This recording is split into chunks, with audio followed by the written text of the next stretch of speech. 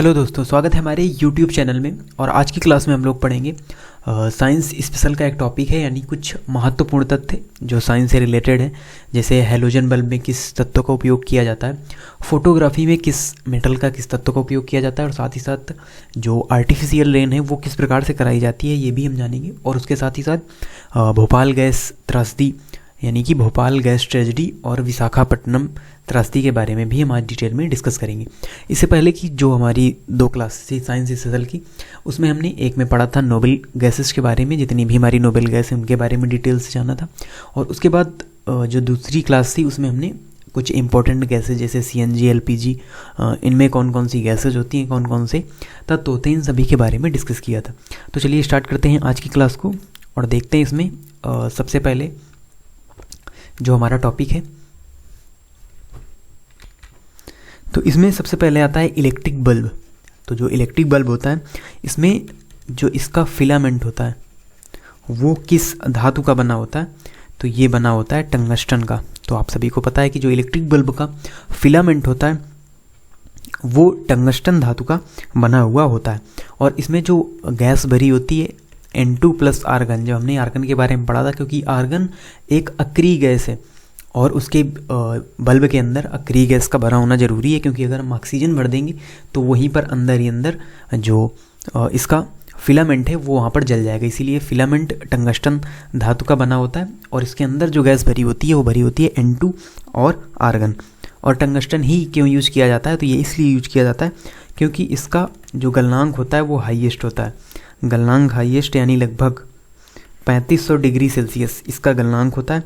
तो इसलिए चाहे जितना ताप यहाँ पर हो जाए, लेकिन जो ये फिलामेंट है वो गलता नहीं है, इसीलिए इसका यूज़ किया जाता है, टंगस्टन का यूज़ किया जाता है हाईएस्ट गलनांक होने के कारण। इसके बाद आता है हैलोजन बल्ब। जो आपने शादियों में जो बल्ब लगे हुए होते उन्हें हम हैलोजन बल्ब कहते हैं। और हैलोजन बल्ब में किस धातु का उपयोग किया जाता है, तो इसमें उपयोग किया जाता है सोडियम का और उसके साथ ही साथ टंगस्टन का, यानी सोडियम और टंगस्टन दोनों का यूज किया जाता है हैलोजन बल्ब में।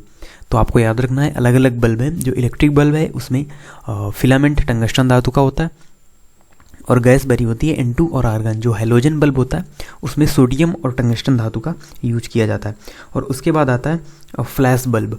फ्लैश बल्ब कौन सा होता है, तो कैमरे में जो फ्लैश लाइट होती है वो जो बल्ब होता है उसमें किस धातु का उपयोग किया जाता है, तो फ्लैश बल्ब में इसमें जो फिलामेंट होता है वो बना होता है मैग्नीशियम धातु का, यानी इसमें यूज किया जाता है मैग्नीशियम धातु का। फ्लैश बल्ब में, हैलोजन बल्ब में सोडियम और टंगस्टन धातु का।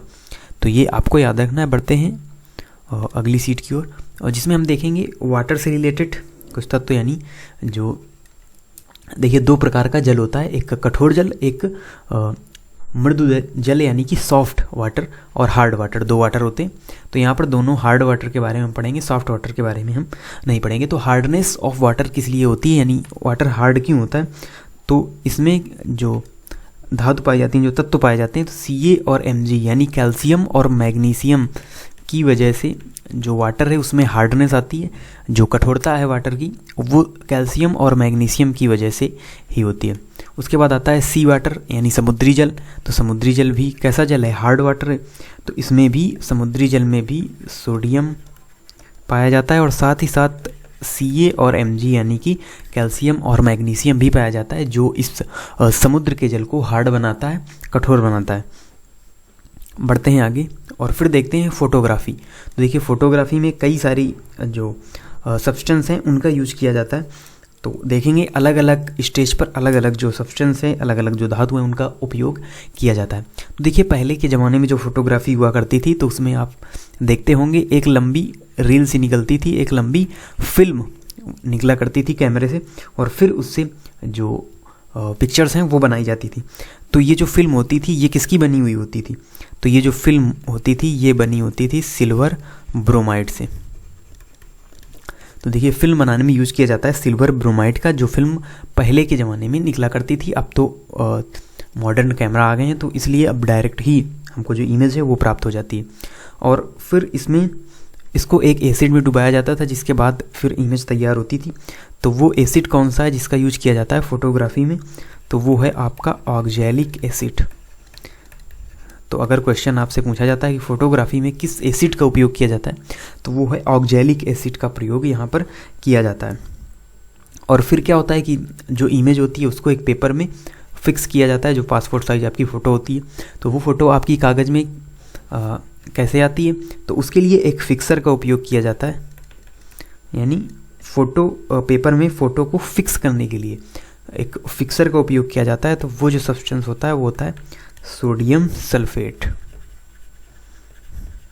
तो सोडियम सल्फेट का यूज किया जाता है उस फ़ोटो को पेपर में फिक्स करने के लिए। जो आपके पास पासपोर्ट साइज़ की फ़ोटो होती है वो फ़ोटो पेपर में इसी सब्सटेंस के कारण आती है, सोडियम सल्फेट के कारण उस पेपर में फिक्स हो जाती है। तो देखिए फोटोग्राफी में 3 जो सब्सटेंस हैं उनका यूज होता है। सिल्वर ब्रोमाइड का यूज फिल्म बनाने के लिए, और जो एसिड का यूज होता है इमेज बनाने के लिए वो है ऑक्जेलिक एसिड, और उसके बाद उसको पेपर में फिक्स करने के लिए जिस सब्सटेंस का उपयोग होता है वो है सोडियम सल्फेट। तो ये आपको याद रखना। बढ़ते हैं अगली सीट की ओर, और आगे है वोटर इंक। तो जब आप वोट डालने जाते हैं तो वहाँ पर आपके हाथ में एक इंक लगाई जाती है। तो वो इंक किससे बनी हुई होती है, तो वो इंक बनी हुई होती है सिल्वर नाइट्रेट की। तो वो जो वोटर इंक होती है वो बनी होती है सिल्वर नाइट्रेट की, यानी AgNO3 से बनी हुई वो इंक होती है, स्पेशल इंक होती है। तो वो आपके हाथ में लगाई जाती है, जिससे ये पता चल जाए कि आपने मतदान कर दिया है, यानी आप वोट दे चुके हैं। तो उसके बाद आर्टिफिशियल रेन। आर्टिफिशियल रेन किस प्रकार से कराई जाती है, तो ये वो वाली रेन नहीं है जो आप मूवी वगैरह में देखते हैं, वहाँ पर तो पाइप इत्यादि का इस्तेमाल करके आर्टिफिशियल रेन कराई जाती है। लेकिन ये वो कृत्रिम वर्षा है जो कराई जाती है किसका यूज करके, इसमें जो सब्सटेंस यूज होता है वो होता है सिल्वर आयोडाइड।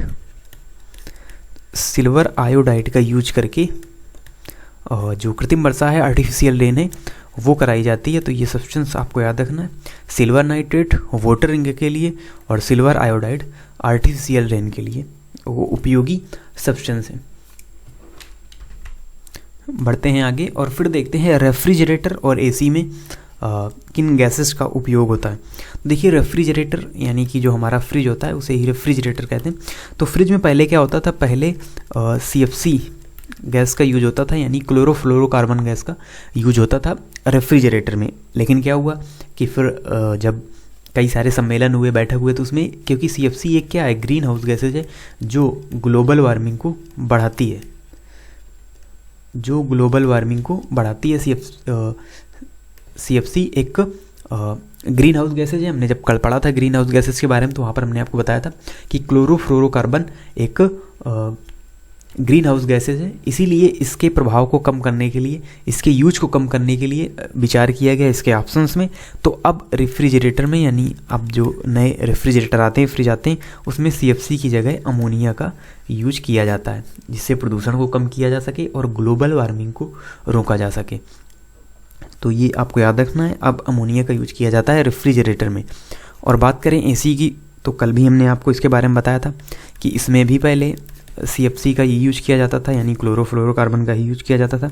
बट अब जो AC आते हैं उनमें HCFC का यूज किया जाता है, जो CFC की तुलना में कम प्रदूषक है और ग्लोबल वार्मिंग को नहीं बढ़ाती है।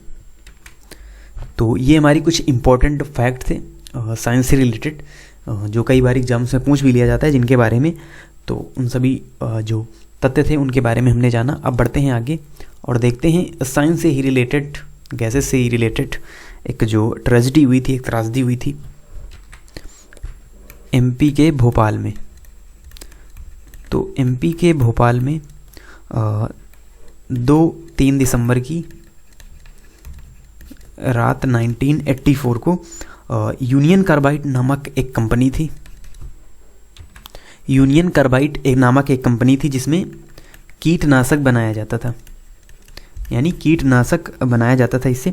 तो क्या हुआ कि 2-3 दिसंबर 1984 की रात को एक विषैली गैस का इसी कंपनी से, इसी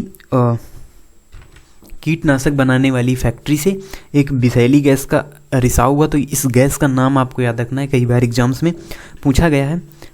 तो मिथाइल आइसोसाइनेट, ये जो गैस है ये जहरीली गैस होती है। फार्मूला होता है इसका C2H5NO, और शार्ट में इसे MIC भी कहा जाता है, मिथाइल आइसोसाइनेट। तो इसी जहरीली गैस का रिसाव हुआ इस फैक्ट्री से, जिसमें हज़ारों लोगों की मृत्यु भी हुई। और क्योंकि ये एक जहरीली गैस है और जब इसका भारी मात्रा में रिसाव हुआ तो फिर हज़ारों लोग की मृत्यु हुई इस त्रासदी में। तो इस त्रासदी को याद रखने का मेन मकसद आपका ये है कि डेट वेट तो ज़्यादा नहीं पूछी जाती है साइंस के अंतर्गत, लेकिन आपको इसकी जो ये गैस है वो याद रखनी है कि भोपाल गैस ट्रेजेडी में किस गैस का रिसाव हुआ था। तो ये है मिथाइल आइसोसाइनेट। और इसी से रिलेटेड एक और त्रासदी, एक और ट्रेजेडी है जो विशाखापट्टनम में रिसेंटली हमको देखने को मिली, जिसे विजाग गैस रिसाव के नाम से भी जाना जाता है। विजाग गैस रिसाव के नाम से भी जाना जाता है इसको, विशाखापट्टनम ट्रेजेडी को, जो कि हुई थी 7 मई 2020 को। 7 मई 2020 को LG का पॉलीमर उद्योग है विशाखापट्टनम में, और LG जो है वो साउथ कोरिया की एक कंपनी है। तो उसी की सहयोग से ये पॉलीमर उद्योग वहाँ पर स्थित है। तो इससे क्या हुआ, इससे एक गैस का रिसाव हुआ, और इस गैस का क्या नाम है, ये गैस है स्टाइरिन गैस। स्टाइरिन गैस जिसका उपयोग पॉलीमर उद्योग में किया जाता है। तो इस स्टाइरिन गैस का रिसाव देखने को मिला विशाखापट्टनम की इस फैक्ट्री से, इस कंपनी से। तो जब स्टाइरिन गैस का रिसाव हुआ तो ये गैस जब वायु में फैली तो आँखों में जलन और सांस लेने में दिक्कत, कई सारी प्रॉब्लम्स हुई। और इसमें भोपाल गैस त्रासदी की अपेक्षा तो कम होते हुई, लेकिन ये भी एक घटना है और इस गैस का नाम भी आपको याद रखना है क्योंकि करंट से रिलेटेड है और ये भी एग्जाम्स में पूछी जा सकती है कि विशाखापट्टनम ट्रेजेडी में किस गैस का रिसाव हुआ था। तो ये गैस है आपकी स्टाइरिन गैस। तो देखिए दोनों जो ट्रेजेडी हैं उनके बारे में हमने डिटेल से डिस्कस किया, और साथ ही साथ जो इम्पोर्टेंट फैक्ट थे साइंस से रिलेटेड उनके बारे में भी डिस्कस किया। तो जो साइंस रिलेटेड जितने भी हमारे टॉपिक थे वो पूरी तरीके से कंप्लीट होते हैं। मिलते हैं आपसे नेक्स्ट क्लास में, तब तक के लिए धन्यवाद।